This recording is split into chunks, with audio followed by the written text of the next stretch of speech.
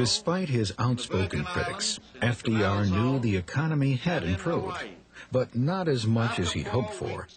And so he launched, with the help of his humanitarian wife Eleanor, the Second New Deal. Mrs. Roosevelt traveled the country from coast to coast, seeing the poverty and suffering, urging her husband to provide even more help to the needy. She became a kindly symbol of hope for the downtrodden, who regarded her as a personal friend. Thousands of children wrote to her asking for help. FDR convinced Congress to pass more legislation to spur the economy, including a second Agricultural Adjustment Act, rewarding farmers that practice soil conservation and compensating farmers who cut production of soil-depleting crops like cotton and wheat. The Resettlement Administration loaned money to tenant farmers so they could buy their own land and established camps for migrant workers. The Second New Deal's most ambitious program was the WPA, the Works Progress Administration. The WPA created more than 8 million jobs from 1935 to 1943 for a great many unskilled workers and professionals.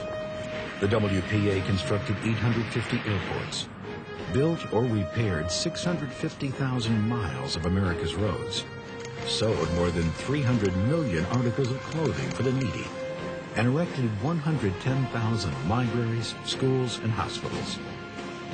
Artists, authors, and musicians found work in the WPA too, painting murals on public buildings, writing, performing, and composing.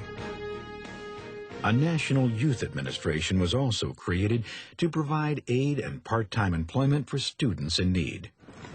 The Second New Deal also helped reform labor laws with the passage of the Wagner Act, which supported workers' rights to form unions, and the establishment of the National Labor Relations Board to prevent unfair labor practices. From 1933 to 1941, the number of union workers rose from 3 million to 8. Congress also passed the Fair Labor Standards Act, requiring minimum wages and maximum hours for workers. Despite the administration's pro-labor policies, strikes were prevalent and often led to violence. On Memorial Day 1937, 10 people lost their lives at the Republic Steel strike in Chicago. Perhaps the most important legacy of the Second New Deal was the Social Security Act of 1935. For the first time, Americans over 65 years of age and their spouses had old age insurance. Jobless workers got unemployment compensation, and families with dependent children and the disabled received aid. In 1935, only about 30% of American farms had electricity, so Congress, with Roosevelt's urging, set up the Rural Electrification Administration. 10 years later, 45% of rural America had electric power. With widespread support from organized labor, minorities, and the public at large, FDR was re-elected as president in 1936. His victory marked the first time most African Americans voted for a Democratic Party candidate. With Eleanor Roosevelt's prompting, Roosevelt appointed the first female ambassador and several women federal judges. Frances Perkins became the first female Secretary of Labor, and Mary McLeod Bethune was appointed head of the Office of Minority Affairs in the National Youth Administration, becoming the first African-American woman to head a federal agency. Meanwhile, Mrs. Roosevelt defied the Daughters of the American Revolution, publicly resigning her membership when the DAR refused to let Marian Anderson sing in Washington, D.C.'s Constitution Hall because of her color. Instead, Eleanor Roosevelt arranged for the concert to be held on the steps of the Lincoln Memorial. In the midst of labor unrest, poverty, and hardship, Americans still managed to find fun at the movies. For just a quarter, they could forget their troubles in one of more than 15,000 picture palaces.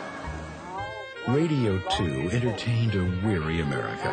Practically every home had a radio, and families gathered to laugh at Burns and Allen and thrill to the drama of Orson Welles' Mercury Theater on the Air.